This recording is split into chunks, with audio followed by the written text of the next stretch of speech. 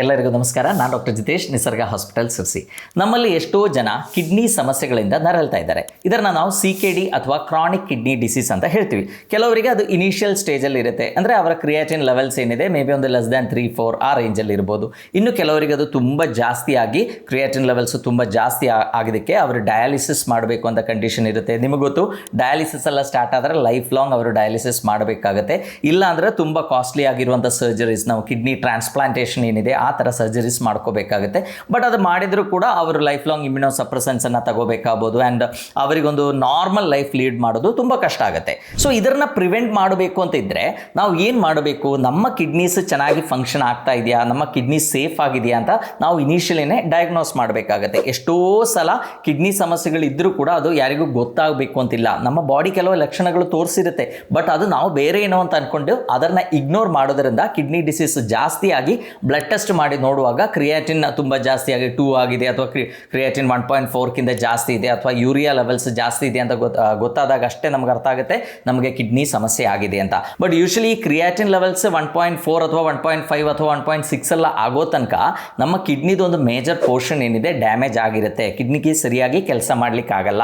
So ಹಾಗಾಗಿ it's A silent killer. ಅಂದರೆ ನಮ್ಮ ಕಿಡ್ನಿಗೆ ಏನಾದರೂ ಒಂದು ಸಮಸ್ಯೆ ಡೆವಲಪ್ ಆದರೂ ಕೂಡ ನಮ್ಮ ಕಿಡ್ನಿ ಏನು ಮಾಡುತ್ತೆ, ಓವರ್ ಕೆಲಸ ಮಾಡಿ ಅದನ್ನು ಆ ಬಾಡಿಯಲ್ಲಿರುವಂಥ ಟಾಕ್ಸಿನ್ಸನ್ನು ಹೊರಗೆ ಹಾಕಲಿಕ್ಕೆ ಪ್ರಯತ್ನ ಮಾಡ್ತಾ ಇರ್ತದೆ. ಸೊ ಯಾವಾಗ ಕಿಡ್ನಿ ಆ ಟಾಕ್ಸಿನ್ಸನ್ನು, ವಿಷಾಂಶವನ್ನು ಹೊರಗೆ ಹಾಕಲಿಕ್ಕೆ ಫೇಲ್ ಆಗುತ್ತೋ ಆವಾಗಷ್ಟೇ ಈ ಕ್ರಿಯಾಟಿನ್ ಮತ್ತು ಯೂರಿಯಾ ಲೆವೆಲ್ಸ್ ಎಲ್ಲ ಬ್ಲಡ್ಡಲ್ಲಿ ಜಾಸ್ತಿ ಆಗುತ್ತೆ. ಸೊ ಇದನ್ನು ನಾವು ಬೇಗ ಕಂಡುಹಿಡಿಬೇಕು. ಹಾಗಾಗಿ ನಮ್ಮ ಬಾಡಿ ತೋರಿಸುವಂಥ ಇನಿಷಿಯಲ್ ಸೈನ್ಸ್ ಏನಿದೆ, ಕೆಲವು ಲಕ್ಷಣಗಳೇನಿದೆ ಅದನ್ನು ನಾವು ಅಬ್ಸರ್ವ್ ಮಾಡಬೇಕು.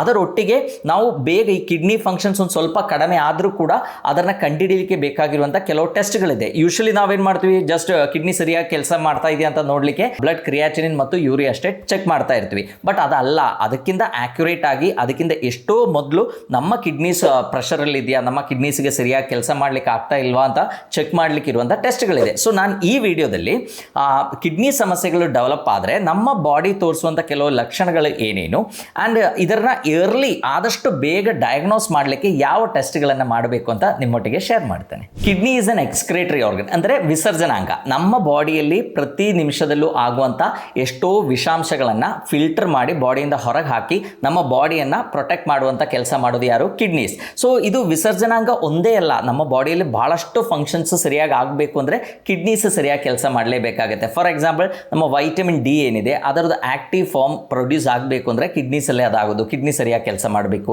ನಮ್ಮ BP ಕರೆಕ್ಟಾಗಿ ರೆಗ್ಯುಲೇಟ್ ಆಗಬೇಕು ಅಂದರೂ ಕಿಡ್ನೀಸ್ ಚೆನ್ನಾಗಿ ಕೆಲಸ ಮಾಡಬೇಕು.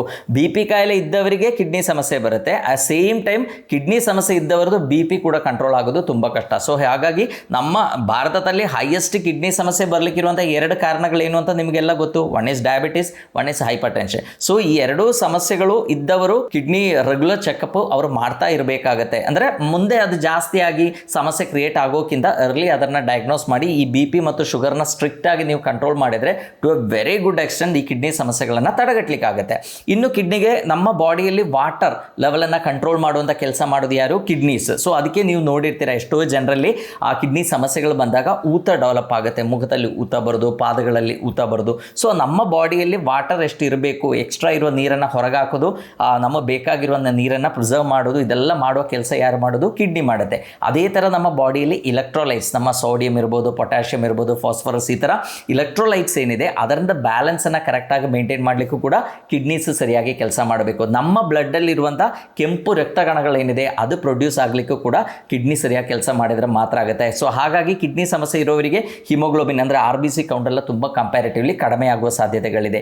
ಅದೇ ಥರ ನಮ್ಮ ಬಾಡಿಯಲ್ಲಿರುವಂಥ ಪ್ಲೇಟ್ಲೆಟ್ಸ್, ನಮಗೆ ಗೊತ್ತು, ನಮ್ಮ ಬ್ಲಡ್ ಎಲ್ಲ ಸರಿಯಾಗಿ ಕ್ಲಾಟ್ ಆಗಬೇಕು ಅಂದರೆ ಪ್ಲೇಟ್ಲೆಟ್ಸ್ ಚೆನ್ನಾಗಿ ಕೆಲಸ ಮಾಡಬೇಕು. ಸೊ ಈ ಪ್ಲೇಟ್ಲೆಟ್ ಆಕ್ಟಿವಿಟಿ ಕೂಡ ಸರಿಯಾಗಿ ಆಗಬೇಕು ಅಂದರೆ ನಮ್ಮ ಕಿಡ್ನೀಸ್ ಸರಿಯಾಗಿ ಕೆಲಸ ಮಾಡಬೇಕಾಗತ್ತೆ. ಇನ್ನು ನಮ್ಮ ಬಾಡಿದು ಆಸಿಡಿಟಿ ಇರ್ಬೋದು, ಆಲ್ಕಲಿನಿಟಿ ಇರ್ಬೋದು, ಇದೆಲ್ಲ ಕರೆಕ್ಟಾಗಿ ಬ್ಯಾಲೆನ್ಸ್ ಮಾಡೋದು ಕಿಡ್ನಿ. ಸೊ ನಮ್ಮ ಬಾಡಿನ ಡಿಟಾಕ್ಸ್ ಮಾಡೋದ್ರೊಟ್ಟಿಗೆ ಇಷ್ಟೆಲ್ಲ ವೈಟಲ್ ಫಂಕ್ಷನ್ಸ್ ನಮ್ಮ ಬಾಡಿಯಲ್ಲಿ ಸರಿಯಾಗಿ ಆಗಬೇಕು ಅಂದರೆ ನಮ್ಮ ಕಿಡ್ನೀಸ್ ಚೆನ್ನಾಗಿರಬೇಕು. ಸೊ ಹಾಗಾಗಿ ಕಿಡ್ನಿಗಳಲ್ಲಿ ಏನಾದರೂ ಒಂದು ಸಮಸ್ಯೆ ಬಂದರೆ ಆ ಸಿಂಪ್ಟಮ್ಸ್ ನಮ್ಮ ಬಾಡಿ ತೋರಿಸುತ್ತೆ, ಬಟ್ ನಾವು ಕೆಲವು ಸಲ ಅದನ್ನು ಮಿಸ್ ಮಾಡ್ಕೊಳ್ತೀವಿ. ಸೊ ಪ್ರತಿ ದಿವಸ ನಮ್ಮ ಕಿಡ್ನೀಸ್ ಆಲ್ಮೋಸ್ಟ್ 200 ಲೀಟರ್ಸ್ ಆಫ್ ಬ್ಲಡ್ಡನ್ನು ಫಿಲ್ಟರ್ ಮಾಡ್ತಾ ಇರ್ತದೆ. ಅಂದರೆ ನಾವು ಮಲ್ಕೊಂಡಿದ್ರು, ನಾವು ಎವೇಕ್ ಆಗಿದ್ದರೂ ಕೂಡ ನಮ್ಮ ಕಿಡ್ನೀಸ್ ಏನಿದೆ ಅದು ಕೆಲಸ ಮಾಡ್ತಾ ಇರ್ತದೆ. ಸೊ ಅದನ್ನು ಫಿಲ್ಟರ್ ಮಾಡಿ ಅದರಲ್ಲಿರೋ ಟಾಕ್ಸಿನ್ಸನ್ನು ಮೂತ್ರ ರೂಪದಲ್ಲಿ ಹೊರಗೆ ಹಾಕ್ತಾ ಇರ್ತದೆ. ಸೊ ಕಿಡ್ನಿಗೆ ಏನಾದರೂ ಒಂದು ಸಮಸ್ಯೆ ಬಂದಾಗ ಏನಾಗುತ್ತೆ, ಕಿಡ್ನಿ ಓವರ್ ಕೆಲಸ ಮಾಡಲಿಕ್ಕೆ ಸ್ಟಾರ್ಟ್ ಆಗುತ್ತೆ. ಸೊ ಹಾಗಾಗಿ ನಮ್ಮ ಬಾಡಿಯಲ್ಲಿ ಕೆಲವು ಕೆಲವು ಲಕ್ಷಣಗಳು ಕೂಡ ಕಂಡು ಬರುತ್ತೆ. ಸೊ ಅಂದರೆ ಯೂಶ್ವಲಿ ನಾವೆಲ್ಲ ಮಾಡೋ ತಪ್ಪೇನೆಂದರೆ, ನಾವು ಡಯಾಬಿಟಿಸ್ ಇದ್ದವರಾಗಲಿ ಅಥವಾ BP ಕಾಯಿಲೆ ಇರೋರಾಗಲಿ ನಾವು ರೆಗ್ಯುಲರ್ಲಿ ಹೋಗಿ ನಮ್ಮ ಬ್ಲಡ್ ಯೂರಿಯಾ ಕ್ರಿಯಾಟಿನ್ ಚೆಕ್ ಮಾಡಿ ನಮ್ಮ ಕಿಡ್ನಿ ಸೇಫ್ ಇದೆ ಅಂತ ಅನ್ಕೊಳ್ತೀವಿ. ಆ್ಯಂಡ್ ಯೂಶ್ವಲಿ ಕ್ರಿಯಾಟಿನಿನ್ ಲೆವೆಲ್ಸ್ ಏನಿದೆ 1.4 ಇದ್ದಾಗ ನಾವು ಅನ್ಕೊಳ್ತೀವಿ okay that is less than limit, ನಮ್ಮ ನಾರ್ಮಲಲ್ಲೇ ಇದೆ, ಸೊ ಹಾಗಾಗಿ ಏನೂ ತೊಂದರೆ ಇಲ್ಲ ಅಂತ ಅನ್ಕೊಳ್ತೀವಿ. ಬಟ್ ಕೆಲವು ಸಲ ಹೈಯರ್ ಲಿಮಿಟ್ಸ್ ಕೂಡ ನಮ್ಮ ಕಿಡ್ನಿ ಡ್ಯಾಮೇಜ್ ಎಷ್ಟಿದೆ ಅಂದರೆ ಕಿಡ್ನಿ ಡ್ಯಾಮೇಜನ್ನು ತೋರಿಸುತ್ತೆ. ಸೊ ಕೆಲವು ಕಂಡೀಷನಲ್ಲಿ ಈಗ ಯಾರು ನೀರು ಕುಡಿಲ್ಲ, ತುಂಬ ಡಿಹೈಡ್ರೇಷನ್ ಆಗಿರುತ್ತೆ, ಅವರ ಕ್ರಿಯಾಟಿನಿನ್ ಸ್ವಲ್ಪ ಜಾಸ್ತಿ ಆಗುವಂಥ ಸಾಧ್ಯತೆ ಇದೆ. ಇನ್ನು ಕೆಲವರಿಗೆ ಜಿಮ್ಗೆಲ್ಲ ಹೋಗ್ತಾರೆ, ಜಾಸ್ತಿ ಪ್ರೋಟೀನ್ ತಗೊಳ್ತಾರೆ, ಅವರಿಗೂ ಕೂಡ ಕ್ರಿಯಾಟಿನಿನ್ ಸ್ವಲ್ಪ ಜಾಸ್ತಿ ಆಗುವಂಥ ಸಾಧ್ಯತೆ ಇದೆ. ಸೊ ಕೆಲವು ಫೈಂಡಿಂಗ್ಸ್ ನೋಡಿದ ಕೂಡಲೇ ಕಿಡ್ನಿ ಕಾಯಿಲೆ ಆಗಿದೆ ಅಂತ ಹೇಳಿ ಹೆದರುವಂಥದ್ದಲ್ಲ. ನೀವೇನು ಮಾಡಬೇಕು, ನಮ್ಮ ಕಿಡ್ನಿ ಫಂಕ್ಷನ್ಸ್ ಸರಿಯಾಗಿ ಆಗ್ತಾ ಇದೆಯಾ ಅಂತ ಒಂದು ಲ್ಯಾಬಿಗೆ ಹೋಗಿ ಅಥವಾ ಡಾಕ್ಟರ್ ಹತ್ರ ಹೋಗಿ, ಒಂದು ಯೂರಾಲಜಿಸ್ಟ್ ಹತ್ರ ಹೋಗಿ ಚೆಕ್ ಮಾಡಿಕೊಂಡು ಕಿಡ್ನಿ ಸರಿಯಾಗಿ ಫಂಕ್ಷನ್ ಆಗ್ತಾ ಇದೆ, ಅಥವಾ ನೆಫ್ರಾಲಜಿಸ್ಟ್ ಹತ್ರ ಹೋಗಿ ಚೆಕ್ ಮಾಡಿಕೊಂಡು ಕಿಡ್ನಿ ಫಂಕ್ಷನ್ ಸರಿಯಾಗಿದೆ ಅಂತ ಕನ್ಫರ್ಮ್ ಮಾಡ್ಕೋಬೇಕು. ಸೊ ನಮ್ಮ ಇಗ್ನೋರೆನ್ಸಿಂದ ನಮಗೆ ಮುಂದೆ ಒಂದು ದೊಡ್ಡ ಕಾಯಿಲೆ ಬರಬಾರ್ದು. ಸೊ ಇದರಲ್ಲಿ ಫಸ್ಟ್ ನಮ್ಮ ಬಾಡಿ ತೋರಿಸುವಂಥ ಲಕ್ಷಣಗಳು ಏನೇನು ಅಂತ ನೋಡೋಣ. ಇದರಲ್ಲಿ ಫಸ್ಟ್ ಆ್ಯಂಡ್ ಫಾರ್ಮೋಸ್ಟ್ ಅಂದರೆ ಫ್ರೋತಿ ಯೂರಿನ್ ಅಂತ ಹೇಳ್ತೀವಿ. ಅಂದರೆ ನಾವು ಯೂಶಲಿ ಮೂತ್ರ ವಿಸರ್ಜನೆ ಮಾಡುವಾಗ ಅದರಲ್ಲಿ ಸ್ವಲ್ಪ ನೊರೆ ಬಂದೇ ಬರುತ್ತೆ. ಬಟ್ ಅದು ಕಂಟಿನ್ಯೂಸ್ ಆಗಿ, ಈಗ ನಾವು ಬೆಳಗ್ಗೆ ಎದ್ದು ಕೂಡಲೇ ವಾಶ್ರೂಮ್ಗೆ ಹೋಗಿ ಯೂರಿನ್ ಪಾಸ್ ಮಾಡ್ತೀವಿ. ಅದು ಯೂಶಲಿ ನಾವೆಲ್ಲ ಈಗ ಕಮೋಡ್ ಟಾಯ್ಲೆಟೇ ಯೂಸ್ ಮಾಡೋದು. ಸೊ ಕಮೋಡ್ ಟಾಯ್ಲೆಟಲ್ಲಿ ಯೂರಿನ್ ಪಾಸ್ ಮಾಡಿದಾಗ 100% ಅದರಲ್ಲಿ ಇರುವಂಥ ಟ್ರ್ಯಾಪ್ಡ್ ವಾಟರ್ಗೆ ಬಿದ್ದಾಗ ನೊರೆ ಆಗೇ ಆಗುತ್ತೆ. ಬಟ್ ಅಬ್ನಾರ್ಮಲಿ ಅದು ಜಾಸ್ತಿ ಆಗ್ತಾ ಇದೆ. ಈಗ ನಾವು ಸೋಪೆಲ್ಲ ಮಿಕ್ಸ್ ಮಾಡಿ ನೀರಿಗೆ ಹಾಕಿದರೆ ಹೇಗೆ ನೊರೆ ಬರ್ತಾ ಇದೆ, ಅದೇ ಥರ ತುಂಬ ಜಾಸ್ತಿ ಆಗ್ತಾ ಇದೆ. ಒಂದ್ಸಲ ಫ್ಲಶ್ ಮಾಡಿದರೂ ಕೂಡ ನೊರೆ ಎಲ್ಲ ಹೋಗ್ತಾ ಇಲ್ಲ. ಅಂದರೆ ನಿಮಗೆ ಗೊತ್ತಿದೆ ರೆಗ್ಯುಲರ್ಲಿ ನೀವು ಮೂತ್ರ ಮಾಡಿದಾಗ ಎಷ್ಟು ನೊರೆ ಬರ್ತದೆ, ಹೇಗಿರುತ್ತೆ ಅಂತ ನಮಗೆಲ್ಲ ಒಂದು ಐಡಿಯಾ ಇರುತ್ತೆ. ಅದಕ್ಕಿಂತ ಅಬ್ನಾರ್ಮಲ್ ಆಗಿ ಜಾಸ್ತಿ ಆಗ್ತಾ ಇದೆ, ಇದು ಕಾನ್ಸ್ಟೆಂಟ್ ಆಗಿದೆ, ಯಾವಾಗಲೂ ಇದೇ ಥರನೇ ಆಗ್ತಾ ಇದೆ ಅಂತ ಆದರೆ ಇಮ್ಮಿಡಿಯೇಟ್ಲಿ ನೀವು ಡಾಕ್ಟರ್ ಹತ್ರ ಹೋಗಬೇಕು, ಅಥವಾ ಡಾಕ್ಟರ್ ಹತ್ರ ಹೋಗಿ ಅವರ ಪ್ರಿಸ್ಕ್ರಿಪ್ಷನ್ ಮೇಲೆ ಲ್ಯಾಬಿಗೆ ಹೋಗೋದು ಉತ್ತಮ. ಸೊ ಲ್ಯಾಬಿಗೆ ಹೋಗಿ ಚೆಕ್ ಮಾಡಿದಾಗ ನಮ್ಮ ಮೂತ್ರದಲ್ಲಿ ಆಲ್ಬುಮಿನ್ ಅಥವಾ ಪ್ರೋಟೀನ್ ಏನಾದರೂ ಹೋಗ್ತಾ ಇದೆಯಾ ಅಂತ ಅವರು ಐಡೆಂಟಿಫೈ ಮಾಡ್ತಾರೆ. So this is the most important and most early sign ಅಂತ ನಾವು ಹೇಳ್ಬೋದು. ಅಂದರೆ ನಮ್ಮ ಕಿಡ್ನೀಸಿಗೆ ನಮ್ಮ ಬಾಡಿಯಲ್ಲಿರುವಂಥ ಪ್ರೋಟೀನನ್ನು ಫಿಲ್ಟರ್ ಮಾಡಿ ತಗೊಳ್ಳಿಕ್ಕೆ ಆಗ್ತಾ ಇಲ್ಲ. ನಾನು ಹೇಳಿದ್ದೇನೆ, ನಮ್ಮ ಕಿಡ್ನೀಸ್ ಏನಿದೆ ಅದರಲ್ಲಿ 1,000,000 ಬೇಸಿಕ್ ಯೂನಿಟ್ಸ್ ಇರುತ್ತೆ. ಇದಕ್ಕೆ ನಾವು ಇದು ನೆಫ್ರಾನ್ಸ್ ಅಂತ ಹೇಳ್ತೀವಿ. ಸೊ ಈ ನೆಫ್ರಾನ್ಸ್ ಏನು ಮಾಡುತ್ತೆ, ನೆಫ್ರಾನ್ಸ್ ಆರ್ ಸೆಲ್ಸ್, ಆ ಕಿಡ್ನಿಯಲ್ಲಿ ಇರುವಂಥ ಜೀವಕೋಶಗಳು. ಸೊ ಇದರಲ್ಲಿ ಬ್ಲಡ್ ಪಾಸ್ ಆಗ್ತಾ ಇರ್ತದೆ. So at the same time ಆ ಬ್ಲಡ್ಡಲ್ಲಿ ಇರುವಂಥ ವೇಸ್ಟನ್ನು ಅದು ಫಿಲ್ಟರ್ ಮಾಡ್ತಾ ಇರ್ತೀವಿ. ಸೊ ಆ ಬ್ಲಡ್ಡಲ್ಲಿ ಪ್ರೋಟೀನು ಇದೆಲ್ಲ ಇರುತ್ತೆ. ಸೊ ನಮ್ಮ ಬಾಡಿಗೆ ಬೇಕಾಗಿರುವಂಥ ಪೌಷ್ಟಿಕಾಂಶಗಳೇನಿದೆ, ಬಾಡಿಗೆ ಬೇಕಾಗಿರುವಂಥ ನ್ಯೂಟ್ರಿಯನ್ಸ್ ಅದು ವಾಪಸ್ ತಗೋಬೇಕು. Protein is very much ನೆಸರಿ. ನಮ್ಮ ಬಾಡಿಯಲ್ಲಿ ನಮ್ಮ ವಾಟರ್ ಪ್ರೆಷರ್ ಎಲ್ಲ ಮೇಂಟೈನ್ ಮಾಡಬೇಕು ಅಂತ ಇದ್ದರೆ ಆಲ್ಬುಮಿನ್ ಬೇಕೇ ಬೇಕು. ಎಸ್ಪೆಷಲಿ ನಮ್ಮ ರಕ್ತನಾಳಗಳೊಳಗೆ ಏನು ಬ್ಲಡ್ ಫ್ಲೋ ಆಗುತ್ತೆ ಅದರಲ್ಲಿ ಅದು ಲೀಕ್ ಆಗದೇ ಇದ್ದಂಗೆ ನೋಡ್ಕೊಳ್ಳೋದು ಕೂಡ ಅದರಲ್ಲಿರುವಂಥ ಪ್ರೋಟೀನ್ಸ್. ಸೊ ಈ ಆಲ್ಬುಮಿನ್ ಅಥವಾ ಪ್ರೋಟೀನ್ಸ್ ಎಲ್ಲ ಏನಿದೆ ಅದು ಸರಿಯಾಗಿ ಕಿಡ್ನಿಗೆ ಫಿಲ್ಟರ್ ಮಾಡ್ಲಿಕ್ಕೆ ಆಗಲ್ಲ ಕಿಡ್ನಿ ಸಮಸ್ಯೆಗಳಿದ್ದಾಗ. ಸೊ ಹಾಗಾಗಿ ಈ ಮೂತ್ರದಲ್ಲಿ ಪ್ರೋಟೀನ್ ಹೋಗುತ್ತೆ. ಪ್ರೋಟೀನ್ ಅಥವಾ ಆಲ್ಬುಮಿನ್ ಎಲ್ಲ ಹೋದಾಗ ಏನಾಗುತ್ತೆ, ಆಲ್ಬುಮಿನ್ ಒಂದೇ ಅಲ್ಲ, ಬೇರೆ ಪ್ರೋಟೀನ್ಸು ಇದೆ. ಸೊ ಪ್ರೋಟೀನ್ಯೂರಿಯಾ ಆ್ಯಂಡ್ ಆಲ್ಬುಮಿನೂರಿಯಾ ಎರಡೂ ನಾವು ಹೇಳ್ತೀವಿ. ಸೊ ಈ ಪ್ರೋಟೀನ್ ಪಾಸ್ ಆದಾಗ ಅದು ನೀರಿಗೆ ಬಿದ್ದಾಗ ಜಾಸ್ತಿ ನೊರೆ ಬರುವಂಥ ಸಾಧ್ಯತೆಗಳಿದೆ. ಸೊ ನಿಮಗೆ ನೊರೆ ಅಬ್ನಾರ್ಮಲಿ ಕಾಣ್ತಾ ಇದೆ, ಈಗ ನಾನಿದು ಹೇಳುವಾಗ ಎಲ್ಲರಿಗೂ ಸಂಶಯ ಬರುವಂಥ ಸಾಧ್ಯತೆ ಇದೆ. ಅಂದರೆ ನಾನು ಪಾಸ್ ಮಾಡಿದಾಗ ನೊರೆ ಬರುತ್ತೆ, ಒಂದ್ಸಲ ಹೋಗಿ ಚೆಕ್ ಮಾಡ್ಕೊಳ್ಳಿ, ನಿಮಗೆ ಮೈಕ್ರೋ ಆಲ್ಬುಮಿನೂರಿ ಇದೆಯಾ ಅಥವಾ ಪ್ರೋಟೀನ್ಯೂರಿ ಇದೆಯಾ ಅಂತ ಅಲ್ಲೇ ನಿಮಗೆ ಗೊತ್ತಾಗ್ಬಿಡುತ್ತೆ. ಆ್ಯಂಡ್ ನಿಮ್ಮ ಕಿಡ್ನೀಸ್ ವಿಲ್ ಬಿ ಸೇಫ್. ಏನಾದರೂ ಪ್ರಾಬ್ಲಮ್ ಜಾಸ್ತಿ ಇದೆಯಪ್ಪ, ಇಮಿಡಿಯೇಟ್ಲಿ ಅದಕ್ಕಿರೋ ಮೆಷರ್ಸ್ ತಗೊಂಡು ನಮಗೆ ಅದನ್ನು ಸರಿ ಮಾಡಲಿಕ್ಕಾಗುತ್ತೆ. ಎರಡನೇ ಮೇನ್ ಲಕ್ಷಣ ಏನು ಅಂದರೆ ನಾಕ್ಚೂರಿಯಾ ಅಂತ ಹೇಳ್ತೀವಿ. ಅಂದರೆ ರಾತ್ರಿ ಪದೇ ಪದೇ ಎದ್ದು ಮೂತ್ರ ಪಾಸ್ ಮಾಡಬೇಕು ಅಂತ ಅನಿಸೋದು. ಸೊ ಯೂಶಲಿ ಏನಾಗುತ್ತೆ, ನಾವು ಮಲಗಿದಾಗ ನಮ್ಮ ಕಿಡ್ನೀಸ್ಗೊಂದು ಕೆಪಾಸಿಟಿ ಇದೆ, ಅದು ಆ ಯೂರಿನ್ ಕಾನ್ಸಂಟ್ರೇಷನ್ನ ಜಾಸ್ತಿ ಮಾಡುತ್ತೆ. ಪದೇ ಪದೇ ಎದ್ದು ಯೂರಿನೇಷನ್ ಇರುವಂಥ ಟೆಂಡೆನ್ಸಿಯನ್ನು ಕಡಿಮೆ ಮಾಡುತ್ತೆ, ಅಂದರೆ ಹೆಲ್ತಿ ಆಗಿರುವಂಥ ಕಿಡ್ನೀಸ್. ಬಟ್ ಕಿಡ್ನಿಗೆ ಸಮಸ್ಯೆ ಇದ್ದಾಗ ಏನಾಗುತ್ತೆ, ಯೂರಿನ್ ಜಾಸ್ತಿ ಡೈಲ್ಯೂಟ್ ಆಗಿರುತ್ತೆ, ಯೂರಿನ್ ಜಾಸ್ತಿ ಸ್ಟಾಕ್ ಆಗುತ್ತೆ, ಪದೇ ಪದೇ ನಮಗೆ ಯೂರಿನ್ಗೆ ಎದ್ದು ಹೋಗಬೇಕು ಅಂತ ಅನಿಸುತ್ತೆ. ಸೊ ನಿಮಗೆ ಡಯಾಬಿಟಿಸ್ ಪ್ರಾಬ್ಲಮ್ ಇರೋರಿಗೆ ಅಥವಾ ರಾತ್ರಿ ಕೆಲವರಿಗೆ ಒಂದು ಹ್ಯಾಬಿಟ್ ಇದೆ, ಸಿಕ್ಕಾಪಟ್ಟೆ ನೀರು ಕುಡಿದು ಮಲಗಿಬಿಡ್ತಾರೆ. ಸೊ ಈವ್ನಿಂಗ್ ಟೈಮ್ ಊಟ ಮಾಡುವಾಗ ನೀರು ಕುಡಿತಾರೆ, ರಾತ್ರಿ ಮಲಗುವಾಗ ಜಾಸ್ತಿ ನೀರು ಕುಡಿತಾರೆ. ಸೊ ಅಂಥವರಲ್ಲಿ ಅಫ್ಕೋರ್ಸ್ ಅವರಿಗೆ ಮೂತ್ರ ಪಾಸ್ ಮಾಡಲಿಕ್ಕೆ ಏಳಲೇಬೇಕಾಗುತ್ತೆ. ಬಟ್ ಅದರ್ವೈಸ್ ನೀವೆಲ್ಲ ಅಬ್ಸರ್ವ್ ಮಾಡಿರ್ಬೋದು, ನಮಗೆ ರಾತ್ರಿ ನಾವು ಮಲಗಿದ ಮೇಲೆ ಯೂಶಲಿ ನಮಗೆ ಬೆಳಿಗ್ಗೆ ಆ ಒಂದು 7 hours ಏನಿದೆ ಅವಾಗ ಅಷ್ಟೊಂದು ಯೂರಿನ್ ಪಾಸ್ ಮಾಡಬೇಕು ಅಂತ ಅನಿಸಲ್ಲ. ಡಯಾಬಿಟಿಸ್ ಪೇಷಂಟ್ಸಲ್ಲಿ ಆಗ್ಬೋದು, ಬಿಕಾಸ್ ಆ ಡಯಾಬಿಟಿಸ್ ಇದ್ದವರಿಗೆ ಇರುವಂಥ ಒಂದು ಮುಖ್ಯ ಲಕ್ಷಣ ಅಂದರೆ ಪಾಲಿಯೂರಿಯಾ ಅಂತ ಹೇಳ್ತೀವಿ. ಅವರಿಗೆ ಡಿಪ್ಸಿಯಾನೂ ಇರುತ್ತೆ, ಜಾಸ್ತಿ ನೀರು ಕುಡಿಬೇಕು ಅಂತಲೂ ಅನಿಸ್ಬೋದು ಆ್ಯಂಡ್ ಜಾಸ್ತಿ ಯೂರಿನ್ ಪಾಸ್ ಮಾಡಬೇಕು ಅಂತಲೂ ಅನಿಸ್ಬೋದು. ಸೊ ಇದೊಂದು ಕಾಯಿಲೆ ಅಂತ ನನಗೆ ಹೇಳಲಿಕ್ಕಾಗಲ್ಲ. ಬಟ್ ಈ ಥರ ನಿಮಗೆ ನಾರ್ಮಲಿ ಏನು ಪ್ರಾಬ್ಲಮ್ ಆಗೋದಿಲ್ಲಾಗಿತ್ತು, ನೀವು ಆರಾಮಾಗಿ 7 hours ಚೆನ್ನಾಗಿ ನಿದ್ರೆ ಮಾಡ್ತಾ ಇದ್ದವರು. ಬಟ್ ಇತ್ತೀಚೆಗೆ ಏನಾಗ್ತಾ ಇದೆ, ರಾತ್ರಿ ಪದೇ ಪದೇ ಎದ್ದು ಯೂರಿನ್ ಪಾಸ್ ಮಾಡಬೇಕು ಅಂತ ಅನಿಸ್ತಾ ಇದೆ ಅಂತ ಆದರೆ ನೀವು ಕೂಡ ನಿಮ್ಮ ಕಿಡ್ನಿ ಫಂಕ್ಷನ್ಸನ್ನು ಟೆಸ್ಟ್ ಮಾಡಿ ಕಿಡ್ನಿಗೆ ಏನೂ ಸಮಸ್ಯೆ ಇಲ್ಲ ಅಂತ ಕನ್ಫರ್ಮ್ ಮಾಡಬೇಕಾಗುತ್ತೆ. ಬಿಕಾಸ್ ಈಗ ನಾನು ಹೇಳ್ದಂಗೆ ಆ ಕಿಡ್ನಿಗೆ ಆ ಕೆಪಾಸಿಟಿ ಇಲ್ಲ, ಕಿಡ್ನಿ ವೀಕ್ ಆದಾಗ ಏನಾಗುತ್ತೆ, ಕಿಡ್ನಿ ಓವರ್ ಕೆಲಸ ಮಾಡಿ ನಮ್ಮ ಬಾಡಿಯಲ್ಲಿ ಇರುವಂಥ ಸೊಲ್ಯೂಟ್ಸನ್ನು ಹೊರಗೆ ಹಾಕಲಿಕ್ಕೆ ಪ್ರಯತ್ನ ಮಾಡುತ್ತೆ. ಸೊ ಹಾಗಾಗಿ ನಿಮಗೆ ಪದೇ ಪದೇ ಮೂತ್ರ ಮಾಡಬೇಕು ಅಂತ ಅನಿಸುತ್ತೆ. ಸೊ ಇದು ಇಲ್ಲ ಅಂತ ನೀವು ಜಸ್ಟ್ ಲ್ಯಾಬ್ಗೆ ಹೋಗಿ, ಈಗ ಎಷ್ಟೋ ಲಕ್ಷಣಗಳನ್ನ ಹೇಳುವಾಗ ಯೂಶ್ವಲಿ ಪೇಷಂಟ್ಸ್ಗೆ, ಅದು ಎಸ್ಪೆಷಲಿ ಟೆನ್ಷನ್ ಜಾಸ್ತಿ ಇರೋರಿಗಿರುವಂಥ ಒಂದು ಸಮಸ್ಯೆ ಏನಂದರೆ, ಅಯ್ಯೋ ಡಾಕ್ಟರ್ ಹೇಳ್ದಂಗೆ ನನಗೂ ಇದೆ ಅಂತ ಅನ್ಕೊಳ್ತಾರೆ. ಸೊ ಅದು ನಿಮಗೆ ಇದೆ ಅಂತ ಅನ್ಕೊಂಡ್ರೆ ನೀವು ಹೋಗಿ ಒಂದ್ಸಲ ಚೆಕ್ ಮಾಡಿ ನೋಡಿ. ನಿಮ್ಗೆ ಇಲ್ಲ ಅಂತ ಹೇಳಿದ ಮೇಲೆ ಅದು ಬ್ರೈನಿಂದ ತಲೆಯಿಂದ ತೆಗೆದಾಕ್ಬೇಡಿ. ಸೊ ಅದಕ್ಕೆ ಮತ್ತೆ ಟೆನ್ಷನ್ ಮಾಡ್ಕೊಂಡು ಎಲ್ಲ ಡಾಕ್ಟರ್ಸ್ ಹತ್ರ ಹೋಗುವಂಥ ಹ್ಯಾಬಿಟನ್ನು ಮಾಡಬಾರ್ದು. ಸೊ ಈ ನಾಕ್ಚೂರೆ ಕೂಡ ಒಂದು ಮೇನ್ ಲಕ್ಷಣ ಅಂತ ನಾವು ಹೇಳ್ಬೋದು. ಮೂರನೇ ಮೇನ್ ಲಕ್ಷಣ ಅಂದರೆ ಅನ್ಎಕ್ಸ್ಪ್ಲೈನ್ಡ್ ಫೆಟ್ಟಿಗ್. ನಮಗೆ ತುಂಬ ಸುಸ್ತಾಗೋದು, ಏನು ಮಾಡೋದು ಬೇಡ, ಒಂದು ಸ್ವಲ್ಪ ಕೆಲಸ ಮಾಡಿದ ಕೂಡಲೇ ತುಂಬ ಸುಸ್ತಾಗುತ್ತೆ, ಅಥವಾ ಎಲ್ಲಾದರೂ ನಾವು ವಾಕಿಂಗ್ ಮಾಡ್ಲಿಕ್ಕೆ ಹೋದರೆ ನಮಗೆ ಸಡನ್ ಆಗಿ ಸುಸ್ತಾಗುತ್ತೆ, ಉಬ್ಬಸ ಬಂದಾಗ ಆಗುತ್ತೆ, ಉಸಿರಾಡಲಿಕ್ಕೆ ಸರಿಯಾಗಲ್ಲ, ಶಾರ್ಟ್ನೆಸ್ ಆಫ್ ಬ್ರೆತ್ ಇರುತ್ತೆ. ಸೊ ಈ ಥರ ಲಕ್ಷಣಗಳು ಇದ್ದರೂ ಕೂಡ ಅದು ಕಿಡ್ನಿ ಸಮಸ್ಯೆ ಇರ್ಬೋದು. ಕಿಡ್ನಿ ಸಮಸ್ಯೆಯಲ್ಲಿ ಒಂದೇ ಅಲ್ಲ ಈ ಸಮಸ್ಯೆಗಳು ಕಾಣೋದು. ಕೆಲವರು ತುಂಬ ಓವರ್ ವೆಯ್ಟ್ ಹೆಫ್ಟಿ ಆಗಿರೋರಿದ್ದರೆ ಅವರಲ್ಲಿ ಬ್ರೆತ್ಲೆಸ್ನೆಸ್ ಬರ್ಬೋದು. ಏನಾದರೂ ಕಾರ್ಡಿಯಾಕ್ ಇಶ್ಯೂಸ್ ಇದ್ದರೆ ಅವರಲ್ಲೂ ಕೂಡ ಈ ಸಮಸ್ಯೆ ಕಾಣ್ಬೋದು.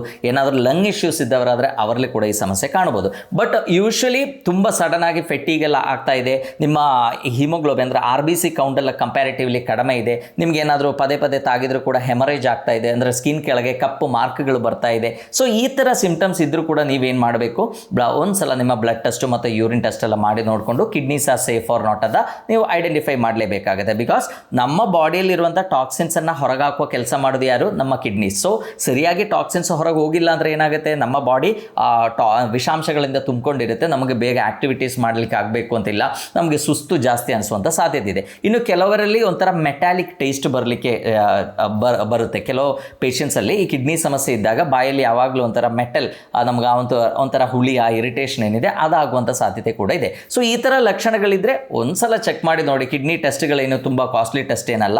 ಸೊ ನೀವು ಒಂದು ಬ್ಲಡ್ ಟೆಸ್ಟು, ಒಂದು ಯೂರಿನ್ ಟೆಸ್ಟು ಮಾಡಿ ನೋಡಿ ಈ ಸಮಸ್ಯೆಗಳಿಲ್ಲ ಅಂತ ನೀವು ಕನ್ಫರ್ಮ್ ಮಾಡ್ಕೊಳ್ಳಿ. Next is repeatedly muscle cramps. ನಾ ಹೇಳಿದೆ ನಮ್ಮ ಬಾಡಿಯಲ್ಲಿರುವಂಥ ಇಲೆಕ್ಟ್ರೋಲೈಟ್ಸನ್ನು ಬ್ಯಾಲೆನ್ಸ್ ಮಾಡೋದು ಆ್ಯಕ್ಚುಲಿ ಕಿಡ್ನೀಸ್ ಆ್ಯಕ್ಚುಲಿ. ಸೊ ಹಾಗಾಗಿ ಇಲೆಕ್ಟ್ರೋಲೈಟ್ ಇಂಬ್ಯಾಲೆನ್ಸ್ ಬಂದಾಗ ಅಥವಾ ನಮ್ಮ ಕ್ಯಾಲ್ಸಿಯಂ ಅಬ್ಸಾರ್ಪ್ಷನಲ್ಲಿ ಸಮಸ್ಯೆ ಬಂದಾಗ, because vitamin D is necessary for calcium absorption. So ಇದರಲ್ಲೆಲ್ಲ ಸಮಸ್ಯೆ ಬಂದಾಗ ನಮಗೆ ರಿಪೀಟೆಡ್ ಆಗಿ ನಮಗೆ ಮಸಿಲಲ್ಲಿ ಕ್ರ್ಯಾಂಪ್ಸ್ ಅಥವಾ ಬಿಗುತ ಬರುವಂಥ ಸಾಧ್ಯತೆಗಳಿದೆ. ಕೆಲವರಿಗೆ ಫ್ಲಿಕ್ಕರಿಂಗ್ ಮೂವ್ಮೆಂಟ್ಸ್ ಬರ್ತಾ ಇರ್ತದೆ, ಮಸಿಲ್ ಟ್ವಿಚಿಂಗ್ ಆಗ್ತಾ ಇರ್ತದೆ. ಸೊ ಈ ಥರ ಸಮಸ್ಯೆಗಳಿದ್ದರೂ ಕೂಡ ಒಂದ್ಸಲ ಕಿಡ್ನಿ ಫಂಕ್ಷನ್ ಟೆಸ್ಟ್ ಮಾಡಿ. ಯೂಶ್ವಲಿ ನಮಗೆ ಕ್ರ್ಯಾಂಪು ಎಲ್ಲ ಬಂದಾಗ ನಾವೇನು ಮಾಡ್ತೀವಿ, ಜಸ್ಟ್ ಕ್ಯಾಲ್ಸಿಯಂ ಟ್ಯಾಬ್ಲೆಟ್ ತಗೊಳ್ತೀವಿ ಅಥವಾ ಮೆಗ್ನೀಷಿಯಂ ಟ್ಯಾಬ್ಲೆಟ್ ತಗೊಳ್ತೀವಿ, ನಾವು ಓಕೆ ಅಂತ ಅನ್ಕೊಳ್ತೀವಿ. ಬಟ್ ಅದು ಹಾಗೆಲ್ಲ ಒಂದ್ಸಲ ನೀವು ಕಿಡ್ನಿ ಫಂಕ್ಷನ್ ಚೆಕ್ ಮಾಡಿ ನೋಡೋದ್ರಿಂದ ನಿಮ್ಗೆ ಏನು ಕಳ್ಕೊಳ್ಳಿಕ್ಕಿಲ್ಲ. ನಿಮ್ಗೆ ಏನೋ ಪ್ರಾಬ್ಲಮ್ ಇದ್ದರೆ ಬೇಗ ಐಡೆಂಟಿಫೈ ಮಾಡಿ ಅದಕ್ಕಿರುವಂಥ ಮೆಷರ್ಸ್ ತಗೊಂಡ್ರೆ ಸರಿಯಾಗುತ್ತೆ. ಆ್ಯಂಡ್ ಕೆಲವು ಪೇಷಂಟ್ಸಲ್ಲಿ ಇಚ್ಚಿಂಗ್ ಡೆವಲಪ್ ಆಗುತ್ತೆ, ತುರಿಕೆ. ಬಟ್ ಅದೆಲ್ಲ ಯೂಶ್ವಲಿ ಸ್ವಲ್ಪ ಜಾಸ್ತಿ ಆದಾಗ ಆಗುವಂಥ ಸೈನ್ಸ್ ಆ್ಯಂಡ್ ಸಿಂಪ್ಟಮ್ಸ್. ಕೆಲವರಲ್ಲಿ ನೀವು ನೋಡಿರ್ಬೋದು ಎಡಿಮಾ, ಊತ ಬರುತ್ತೆ, ಕಣ್ಣು ಕೆಳಗೆ ತುಂಬ ಊತ ಬರೋದು, ಪಾದಗಳಲ್ಲಿ ಜಾಸ್ತಿ ಊತ ಬರೋದು. ಸೊ ಈ ಥರ ಸಿಂಪ್ಟಮ್ಸ್ ಇದ್ದರೂ ಕೂಡ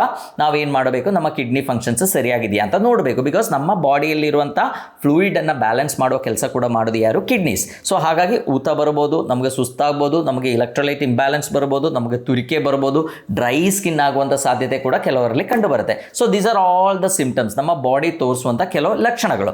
ಈಗ ನಮಗೆ ಓಕೆ ಈ ಥರ ಏನೋ ಒಂದು ಲಕ್ಷಣ, ನಾನು ಈಗ ಹೇಳಿರುವಂಥ ಲಕ್ಷಣಗಳಲ್ಲಿ ಯಾವುದೋ ಒಂದು ನಿಮಗೆ ಇದೆ ಅಂತ ಅಂದ್ಕೊಳ್ಳಿ. ಸೊ ಆವಾಗ ನೀವು ಏನು ಟೆಸ್ಟ್ಗಳನ್ನು ಮಾಡಬೇಕು? ಜಸ್ಟ್ ಹೋಗಿ ಬ್ಲಡ್ ಟೆಸ್ಟ್ ಮಾಡಿ ಯೂರಿಯಾ ಕ್ರಿಯಾಟಿನ್ ನೋಡೋದಲ್ಲ.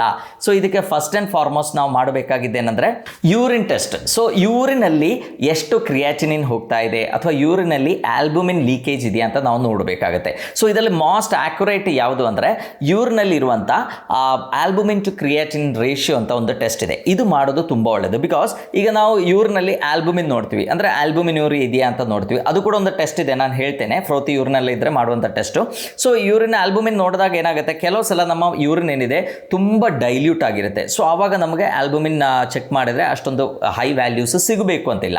ಸೊ ಈ ಯೂರಿನಲ್ಲಿ ಇರುವಂಥ ಆಲ್ಬುಮಿನ್ ಟು ಕ್ರಿಯಾಟಿನ್ ರೇಷಿಯೋ ನಾವು ನೋಡಿದಾಗ ಏನಾಗುತ್ತೆ, ಅದರಲ್ಲಿ ಎಷ್ಟು ಮಿಲಿಗ್ರಾಮ್ಸ್ ಆಫ್ ಆಲ್ಬುಮಿನ್ ಟು ಎಷ್ಟು ಗ್ರಾಮ್ ಆಫ್ ಕ್ರಿಯಾಟಿನ್ ಎಕ್ಸ್ಕ್ರೀಟ್ ಆಗ್ತಾ ಇದೆ ಅಂತ ನೋಡ್ತಾರೆ. So that is the most accurate. ನಮ್ಮ ಯೂರಿನ್ ಡೈಲ್ಯೂಟ್ ಆದರೂ, ಯೂರಿನ್ ಹೈಪರ್ ಕಾನ್ಸಂಟ್ರೇಟೆಡ್ ಆದರೂ ಕೂಡ ನಮ್ಮ ಕಿಡ್ನಿ ಏನಾದರೂ ಸರಿಯಾಗಿ ಕೆಲಸ ಮಾಡ್ತಾ ಇಲ್ಲ ಅಂದರೆ ಇದರಲ್ಲಿ ನಮಗೆ ಗೊತ್ತಾಗ್ಬಿಡುತ್ತೆ. ಸೊ ನಾವು ಕೆಲವು ಸಲ ಏನಾದರೂ ಎಕ್ಸಸೈಸ್ ಮಾಡಿಕೊಂಡು ಹೋಗಿ ನಾವು ಬ್ಲಡ್ ಟೆಸ್ಟ್ ಮಾಡ್ತೀವಿ, ಅಥವಾ ನೀರೇ ಕುಡ್ದಿರಲ್ಲ, ಅಥವಾ ತುಂಬ ಜಾಸ್ತಿ ನೀರು ಕುಡ್ಕೊಂಡಿರ್ತೀವಿ. ಸೊ ಅವಾಗೆಲ್ಲ ಈ ಆಲ್ಬುಮಿನ್ ಪರ್ಸೆಂಟೇಜ್ ಏನಿದೆ ನಮ್ಮ ಯೂರಿನಲ್ಲಿ ಅದು ಚೇಂಜ್ ಆಗುವಂಥ ಸಾಧ್ಯತೆ ಇದೆ, depending on the concentration of urine. But creatinine ಏನಿದೆ ಯೂಶಲಿ ಸ್ಟೇಬಲ್ ಆಗಿರುತ್ತೆ. ಸೊ ಹಾಗಾಗಿ ಈ ಆಲ್ಬುಮಿನ್ ಟು ಕ್ರಿಯಾಟಿನಿನ್ ರೇಷಿಯೋ ತಗೊಳ್ಳೋದು is one of the most accurate screening test ಅಂತಾನೆ ನಾವು ಹೇಳ್ಬೋದು. ಅಂದರೆ ನಮಗೆ ಕಿಡ್ನಿಗೆ ಏನಾದರೂ ಸಮಸ್ಯೆಗಳು ಸ್ಟಾರ್ಟ್ ಆಗ್ತಾ ಇದೆಯಾ ಅಂತ ಐಡೆಂಟಿಫೈ ಮಾಡಲಿಕ್ಕೆ ಇರುವಂಥ ಬೆಸ್ಟ್ ಟೆಸ್ಟ್ ಅದು ಆ್ಯಕ್ಚುಲಿ. ಸೊ ಅದು ನೀವು ಟೆಸ್ಟ್ ಮಾಡಿದರೆ ಅದರಲ್ಲೇ ನಿಮಗೆ ಗೊತ್ತಾಗುತ್ತೆ, ನಿಮ್ಗೆ ಅದರದ್ದು ನಾರ್ಮಲ್ ವ್ಯಾಲ್ಯೂಸ್ ಏನು, ಅಬ್ನಾರ್ಮಲ್ ವ್ಯಾಲ್ಯೂಸ್ ಏನು ಅಂತ ಗೊತ್ತಾಗಬೇಕು ಅಂತಿಲ್ಲ.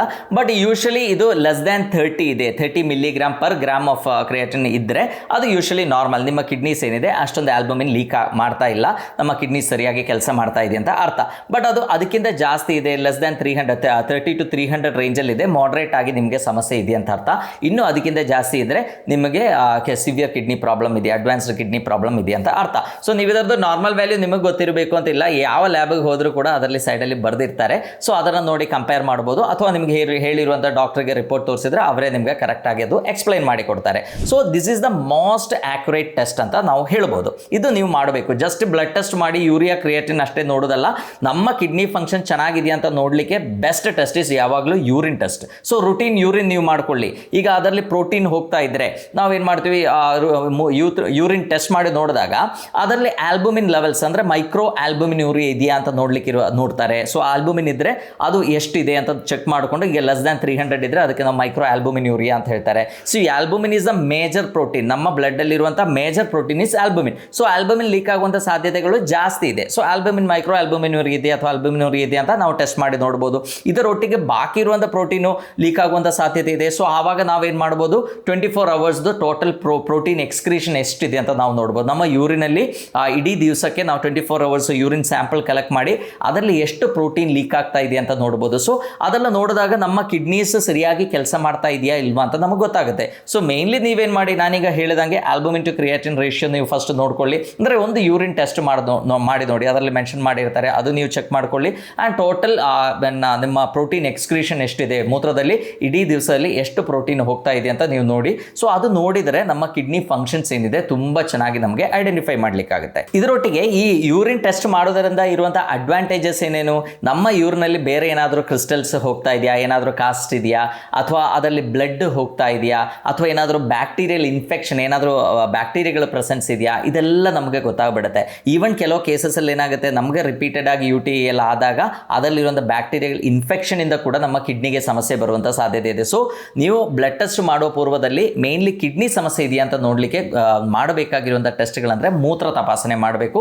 ಅದರಲ್ಲಿ ನಾನೀಗ ಹೇಳಿರುವಂಥ ಆಲ್ಬುಮಿನ್ ಕ್ರಿಯಾಟಿನ್ ರೇಷಿಯೋ ಇರ್ಬೋದು, ಅಥವಾ ಪ್ರೋಟೀನ್ ಯೂರಿಯಾ ಇರ್ಬೋದು, ಆಲ್ಬುಮಿನ್ ಯೂರಿಯಾ ಇರ್ಬೋದು, ಈ ಟೆಸ್ಟ್ಗಳನ್ನು ಮಾಡಿ ನೋಡಿದಾಗ ಕಿಡ್ನಿಗೆ ಏನಾದರೂ ಮುಂದೆ ಸಮಸ್ಯೆ ಬರಲಿಕ್ಕಿದೆಯಾ, ಕಿಡ್ನಿ ಸರಿಯಾಗಿ ಕೆಲಸ ಮಾಡ್ತಾ ಇದೆಯಾ ಅಂತ ಕ್ಲಿಯರ್ಲಿ ನಿಮಗೆ ಗೊತ್ತಾಗುತ್ತೆ. ಇದು ಬಿಟ್ಟು ನಮಗೆ ಬ್ಲಡ್ ಟೆಸ್ಟ್ಗಳು ಕೂಡ ಇದೆ. ನಿಮಗೆ ಗೊತ್ತು, ನಮ್ಮ ಎಲೆಕ್ಟ್ರೋಲೈಟ್ಸ್ ನೀವು ಚೆಕ್ ಮಾಡಿ ನೋಡ್ಬೋದು. ಅದು ಕೂಡ ನಮ್ಮ ಕಿಡ್ನಿಗೆ ಏನಾದರೂ ಸಮಸ್ಯೆ ಇದೆ, ಎಲೆಕ್ಟ್ರೋಲೈಟ್ ಇಂಬ್ಯಾಲೆನ್ಸ್ ಆಗುವಂಥ ಸಾಧ್ಯತೆಗಳಿದೆ. ಸೋಡಿಯಂ ಪೊಟ್ಯಾಷಿಯಂ ಲೆವೆಲ್ಸ್ ಎಲ್ಲ ನೋಡ್ಬೋದು. ಅದೇ ಥರ ನಮ್ಮ ಬನ್ ಅಂತ ಹೇಳ್ತೀವಿ, BUN blood urea nitrogen. So ಇದರಲ್ಲಿ ಇರುವಂಥ ಏರುಪೇರು ಕೂಡ ನಮ್ಮ ಕಿಡ್ನೀಸ್ ಸರಿಯಾಗಿ ಫಂಕ್ಷನ್ ಆಗ್ತಾ ಇಲ್ಲ ಅಂತ ಇದ್ದಾಗ ಏನಾಗುತ್ತೆ, ನಮ್ಮ ಬಾಡಿಯಲ್ಲಿ ನಮ್ಮ ಈ BUN ಏನಿದೆ, ಬ್ಲಡ್ ಯೂರಿಯಾ ನೈಟ್ರೋಜನ್ ಏನಿದೆ, ಅದು ಜಾಸ್ತಿ ಆಗುತ್ತೆ. ಸೊ ಅದು ನೀವು ಕಂಪೇರ್ ಮಾಡಿ ನೋಡ್ಬೋದು. ಅದರಲ್ಲಿ ನಮಗೆ ಕಿಡ್ನಿ ಫಂಕ್ಷನ್ಸ್ ಕರೆಕ್ಟಾಗಿ ಗೊತ್ತಾಗುತ್ತೆ. ಮತ್ತು ನೀವೆಲ್ಲರೂ ಮಾಡುವಂಥ ಟೆಸ್ಟ್ ಏನಿದೆ, ಯೂರಿಯಾ ಕ್ರಿಯಾಟಿನಿನ್ ಟೆಸ್ಟ್ ಏನಿದೆ, ಅದು ನೀವು ಮಾಡಿ ನೋಡಿದಾಗ ಕೂಡ ಕ್ರಿಯಾಟಿನ್ ಲೆವೆಲ್ಸ್ ಜಾಸ್ತಿ ಇದ್ದರೆ ನಮಗದು ಕಿಡ್ನೀಸ್ ಆರ್ ಅಟ್ ರಿಸ್ಕ್ ಅಂತ ಗೊತ್ತಾಗುತ್ತೆ. ಸೊ ಯೂಶಲಿ ನಾನು ಫಸ್ಟ್ ಹೇಳಿದ್ದೇನೆ, ನಮ್ಮ ಕ್ರಿಯಾಟಿನ್ ಲೆವೆಲ್ಸ್ ಜಾಸ್ತಿ ಆಗುವಾಗ ಕಿಡ್ನಿದೊಂದು ಮೇಜರ್ ಪೋರ್ಷನ್ ಆಲ್ರೆಡಿ ಡ್ಯಾಮೇಜ್ ಆಗಿರುತ್ತೆ. ಕಿಡ್ನಿಗೆ ಓವರ್ ಟೈಮ್ ಕೆಲಸ ಮಾಡಿದರೂ ಕೂಡ ನಮ್ಮ ಬಾಡಿಯಲ್ಲಿರುವಂಥ ಕ್ರಿಯಾಟಿನಿನ್ ಏನಿದೆ ಅದನ್ನು ಹೊರಗೆ ಹಾಕ್ಲಿಕ್ಕೆ ಆಗಲ್ಲ. ಸೊ ಅದರ ಪೂರ್ವದಲ್ಲಿ ನಾನೀಗ ಹೇಳಿರುವಂಥ ಯೂರಿನ್ ಟೆಸ್ಟ್ ಎಲ್ಲ ನೀವು ಮಾಡಿ ನೋಡಿ. ಸೊ ಬ್ಲಡ್ಡಲ್ಲಿ ಈ ಥರ ಟೆಸ್ಟ್ಗಳು ನಾವು ಮಾಡಿ ನೋಡಿದರೂ ಕೂಡ ನಮಗೇನಾಗುತ್ತೆ, ನಮ್ಮ ಕಿಡ್ನಿ ಫಂಕ್ಷನ್ಸ್ ಸರಿಯಾಗಿದೆಯಾ ಇಲ್ವಾ ಅಂತ ಕ್ಲಿಯರ್ಲಿ ಗೊತ್ತಾಗುತ್ತೆ. ಇನ್ನೊಂದು ಟೆಸ್ಟ್ ಅಂದರೆ EGFR ಅಂತ ಹೇಳ್ತೀವಿ, ಎಸ್ಟಿಮೇಟೆಡ್ ಗ್ಲೋಮರುಲಾರ್ ಫಿಲ್ಟ್ರೇಷನ್ ರೇಟ್ ಅಂತ ಹೇಳ್ತೀವಿ ಇದಕ್ಕೆ. So this is A calculation, ಒಂದು ಇಕ್ವೇಷನ್ ಇಟ್ಕೊಂಡು ಮಾಡುವಂಥದ್ದು. ನಮ್ಮ ಬ್ಲಡ್ಡಲ್ಲಿ ಇರುವಂಥ ಕ್ರಿಯಾಟಿನಿನ್ ಲೆವೆಲ್ಸು ನಮ್ಮ ಏಜ್ ಮತ್ತು ಸೆಕ್ಸ್ ನೋಡಿಕೊಂಡು ಅದೊಂದು ಕ್ಯಾಲ್ಕುಲೇಟರಲ್ಲಿ ಹಾಕಿ ನಾವು ಮಾಡುವಂಥ ಒಂದು ಟೆಸ್ಟ್. ಸೊ ಇದು ಯೂಶಲಿ ಎಬವ್ 90 ಎಲ್ಲ ಇದ್ದರೆ ನಮ್ಮ ಕಿಡ್ನಿ ಫಂಕ್ಷನ್ಸ್ ಚೆನ್ನಾಗಿದೆ ಅಂತ ಅರ್ಥ. ಬಟ್ ಯಾವಾಗ ಕಾನ್ಸ್ಟೆಂಟ್ ಆಗಿ ಬಿಲೋ 90 ಅಥವಾ 60 ಬಿಲೋ ಎಲ್ಲ ಬಂದಾಗ ನಮಗೆ CKD ಅಥವಾ ಕ್ರಾನಿಕ್ ಕಿಡ್ನಿ ಡಿಸೀಸ್ ಇದೆ ಅಂತ ಅರ್ಥ. ಸೊ ಇಷ್ಟೆಲ್ಲ ಟೆಸ್ಟ್ಗಳಿದೆ. ಸೊ ನಾವು ಫಸ್ಟ್ ಏನು ಮಾಡಬೇಕು, ನಮ್ಮ ಬಾಡಿ ಏನಾದರೂ ಲಕ್ಷಣಗಳು ತೋರಿಸಿದ್ರೆ ಅದನ್ನು ಕರೆಕ್ಟಾಗಿ ಅಬ್ಸರ್ವ್ ಮಾಡಿ, ನಾವು ಟೈಮ್ ವೇಸ್ಟ್ ಮಾಡದೆ ನಾನೀಗ ಹೇಳಿರುವಂಥ ಯೂರಿನ್ ಟೆಸ್ಟ್ಗಳೆಲ್ಲ ಮಾಡಿ ನೋಡಿ, ಅಥವಾ ಬ್ಲಡ್ ಟೆಸ್ಟ್ಗಳೆಲ್ಲ ಮಾಡಿ ನೋಡಿ, ನಮ್ಮ kidneys are safe or not ಅಂತ ನಾವು ವೆರಿಫೈ ಮಾಡಲೇಬೇಕಾಗುತ್ತೆ. ಬಿಕಾಸ್ ನಮ್ಮ ಕಿಡ್ನೀಸ್ ಸೈಲೆಂಟ್ ಆಗಿ, ಅದಕ್ಕೆ ನಮ್ಮ ಹತ್ರ ಹೇಳಲಿಕ್ಕೆ ಆಗಲ್ಲ ನನಗೆ ಸಮಸ್ಯೆ ಇದೆ ಅಂತ. ಸೊ ಸೈಲೆಂಟ್ ಆಗಿ ಕೆಲಸ ಮಾಡ್ತಾ ಇರ್ತದೆ. ಆ್ಯಂಡ್ ಕಿಡ್ನೀಸ್ ಡ್ಯಾಮೇಜ್ ಆದರೆ ನಮ್ಮ life becomes very miserable. Because dialysis ಎಲ್ಲ ಏನಿದೆ, ವಾರಕ್ಕೆ 2-3 ಸಲ ನೀವು ಹೋಗಿ ಆರ್ಟಿಫಿಷಿಯಲ್ ಕಿಡ್ನಿ, ಅಂದರೆ dialysis nothing but dialysis machine ಅಂದರೆ ಆರ್ಟಿಫಿಷಿಯಲ್ ಕಿಡ್ನಿ, ನಮ್ಮ ಬ್ಲಡ್ ಹೊರಗೆ ಕಳಿಸಿ ಅದು ಪ್ಯೂರಿಫೈ ಮಾಡಿ ಹಾಕಬೇಕಾಗತ್ತೆ. ಸೊ ಇಷ್ಟೆಲ್ಲ ಕೆಲಸ, ಒತ್ತಡ ತಗೊಂಡು ಕೆಲಸ ಮಾಡುವಂಥ ಒಂದು ಆರ್ಗನ್ ನಮ್ಮ ಕಿಡ್ನಿ. ಸೊ ಅದನ್ನು ಪ್ರೊಟೆಕ್ಟ್ ಮಾಡೋ ಜವಾಬ್ದಾರಿ ಕೂಡ ನಮ್ಮದೇ ಆಗಿರುತ್ತೆ. ಸೊ ನಿಮಗೆ ಏನಾದರೂ ಸೈನ್ಸ್ ಆ್ಯಂಡ್ ಸಿಂಟಮ್ಸ್ ಇದ್ದರೆ ಇಮ್ಮಿಡಿಯೇಟ್ಲಿ ಹೋಗಿ ನಾನೀಗ ಹೇಳಿರುವಂಥ ಟೆಸ್ಟ್ಗಳು ಮಾಡಿ, you just confirm that your kidneys are free from all the risk ಅಂತ ಹೇಳ್ತಾ ಎಲ್ಲರಿಗೂ ಧನ್ಯವಾದ.